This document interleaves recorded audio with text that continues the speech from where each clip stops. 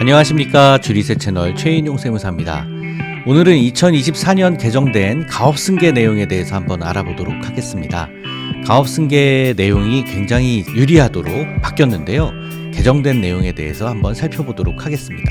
가업승계라고 하는 거는요, 법인이 자녀들한테 주식을 이전해 주거나 가업을 승계를 해주는 방법인데, 방법은 사실 여러 가지가 있습니다. 여러분, 상속으로 이전을 해주는 걸 가업상속이라고 하고, 가업상속에 대해서도 특례를 주는 규정이 있습니다. 그리고 증여로 이전을 해주는 방법이 일반 증여로 이전을 해주는 방법인데요. 일반 증여는 세율이 좀 높죠. 그래서 증여를 해주는 것보다 가업승계 증여라는 특례 규정을 통해서 증여를 해주시는 것이 굉장히 유리합니다. 이 가업승계라는 규정이 조세특례제한법에 있는데요. 이 내용이 바뀌었습니다. 조세특례제한법과 시행령 그리고 관련된 상속증여세법 규정까지 살펴보도록 하겠습니다. 크게는 세 가지가 바뀌었는데요. 첫 번째는 저율과세 구간이 확대가 됐다는 거예요. 가업승계는 세금을 좀 적게 내주도록 하고 있기 때문에 10억까지는 세금이 없습니다. 원래는 60억까지 10% 세금을 적용을 했는데요. 이거를 120억으로 확대를 했습니다. 두 번째 바뀐 내용은 연부연납 기간이 원래 5년이었어요. 5년 동안 나눠서 내는 것도 참 힘들었는데 이걸 15년으로 늘려주니까 어때요? 가업승계하기가 굉장히 유리해졌습니다. 사업을 하시는 분들이 세금 때문에 상속을 걱정하시는 일이 굉장히 줄어들었다, 이렇게 생각을 하시면 되겠습니다.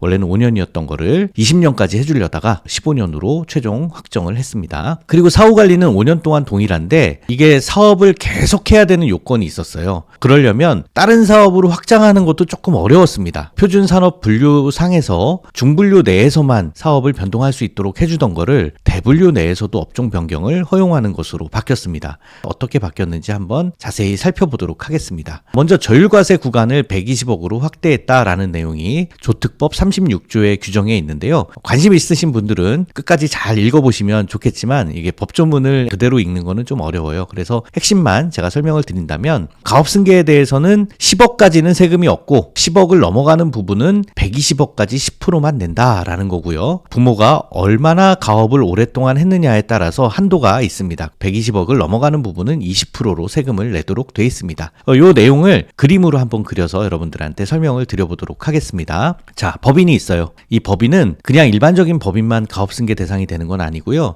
매출액이 5천억 이하인 중소기업이나 중견기업만 해당이 됩니다. 이 법인을 운영하고 계신 분이 자녀한테 가업승계를 해주려고 해요. 10년 이상 했으면 주식 300억까지 가업승계 증여 특례를 해당을 받는 거고요. 20년이면 400억. 30년이면 600억. 이 내용은 2023년도에 개정이 됐습니다. 이렇게까지 가업승계 증여를 해줄 수가 있는데 법인의 가치가 계산을 해보니까 500억이라고 한번 가정을 해볼게요. 그리고 이 회사는 30년 이상 해왔다라고 생각을 해보도록 하겠습니다. 30년 이상이면 주식 600억까지 가업승계 특례를 받을 수가 있기 때문에 10억까지는 세금이 없고요. 120억 구간에 대해서만 10% 세율을 적용한다는 거죠. 이 부분을 넘어가는 부분을 증여를 하게 되면 20% 세율로 과세를 한다, 그런 내용입니다. 법인에서는 이 내용을 가지고 적용을 할 때 그러면 10%까지만 줘도 유리하겠네요 라고 생각을 하셔서 금액 범위 내에서 법인이 해당하는 만큼 주식을 가업승계 증여로 줄지를 결정할 수가 있습니다. 100% 주식을 다 안 줘도 되니까요. 가장 유리한 구간까지, 자녀가 납부할 수 있는 구간까지 줄 수가 있습니다. 그런데 이게 굉장히 유리해진 게 납부 기간을 또 늘려줬습니다. 바로 이게 두 번째 바뀐 내용인데요. 가업 상속에 대해서 연부연납 기간을 15년으로 확대를 해줬습니다. 원래는 5년 정도였어요. 증여 같은 경우에는 일반 증여는 5년인데 상속세법 71조 연부연납 규정을 보면은 일반적인 증여가 5년인데 반해서 과세 특례를 적용받은 증여재산은 연부연납 허가한 날로부터 15년 동안 나눠서 내라라는 거예요. 이게 얼마나 유리하냐면, 예를 들어서 아까 그 기업을 대상으로 설명을 드려보도록 하겠습니다. 120억까지 10% 세율이 적용되고 10억까지 세금이 없다고 해서 이 500억짜리 기업이요, 가업승계 증여로 110억까지만 하기로 했습니다. 그럼 110억 정도를 증여하기로 하면 세금이 얼마냐면 10억까지는 세금이 없으니까 10억을 초과하는 100억에 대해서 10%, 10억에 대한 세금을 내면 돼요. 10억 세금을 한꺼번에 내라, 어렵죠.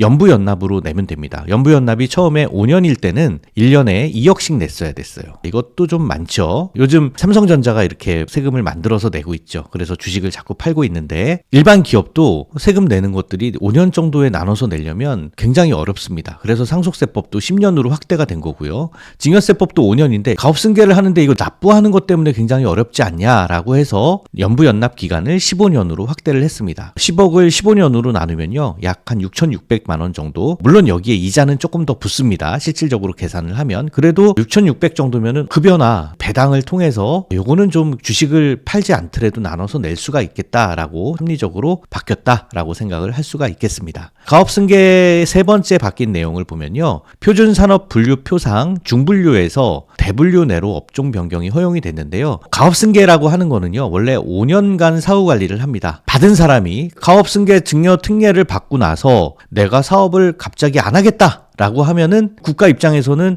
사업을 계속하는 조건으로 해줬는데 이거를 안 하겠다라고 하면은 문제가 되죠. 5년 동안 대표이사로 종사를 하지 않거나 5년 내에 주된 업종을 변경하거나 1년 이상 휴업을 하거나 폐업하는 경우가 있으면 이거는 안 되겠다 해서 증여 특례로 받은 거를 증여세로 계산을 해서 세금을 가산세와 같이 내야 합니다. 굉장히 세금이 많아지겠죠. 근데 문제가 5년 정도는 승계받은 2세 경영인들이 대표이사로 할 수 있고 5년 정도는 휴업 안 할 자신이 있어 라고 했는데 주된 업종을 회사 환경이 AI다, 전기차다 하면서 시장 환경이 굉장히 급격하게 변하는 거예요. 그래서 주된 업종을 변경하는 거는 중분류 내에서 하는 거는 좀 심하지 않느냐, 분류 기준을 좀 높여줘라 하는 내용이었습니다. 자, 그래서 표준산업 분류표를 보면은요, 제조업이라고 하더라도 대분류, 중분류, 중분류로 가면 식품제조, 음료제조 이런 것들이 있고, 소분류로 가면 그 안에서도 세부적으로 굉장히 많이 나눠집니다. 구체적으로 보면요, 예전의 법은 소분류 안에서, 소분류가 도류나 육류 가공 이런 것들을 했던 데가 수산물도 가공하겠다라고 하면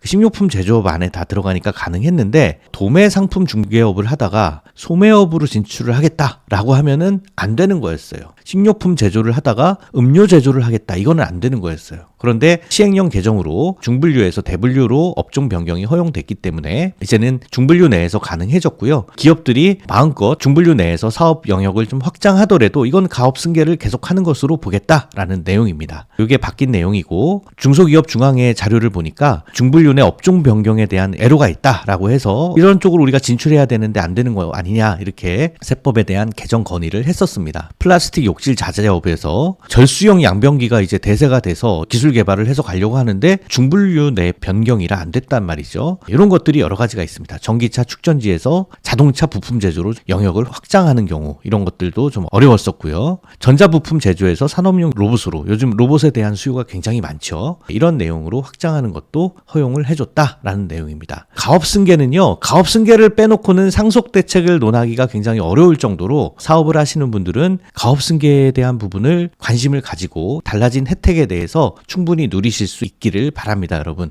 가업승계 제도가 여러 가지 제도가 있는데, 상속을 한 이후에 받는 상속공제 제도가 있고, 승계를 한 이후에 받는 승계에 대한 특례 제도가 있는데, 세금은 미리 준비하는 것만큼 절세를 할 수 있고 비용을 아낄 수 있는 게 없어요. 여러분, 상속이 지나고 나서 가업상속공제를 하려고 보면 몇 가지 요건을 못 갖춘 경우들이 굉장히 많습니다. 미리 가업승계에 대한 증여를 통해서 가업승계가 상속 준비의 핵심이 될 수 있도록 해당 내용을 잘 아시면 도움이 많이 될 것 같습니다. 주리세 비즈 채널을 통해서 가업승계 제도 이런 내용들에 대해서 구체적으로 여러분들한테 설명을 좀 더 드리도록 할게요. 도움이 되셨다면 구독, 좋아요, 알람 부탁드리고요.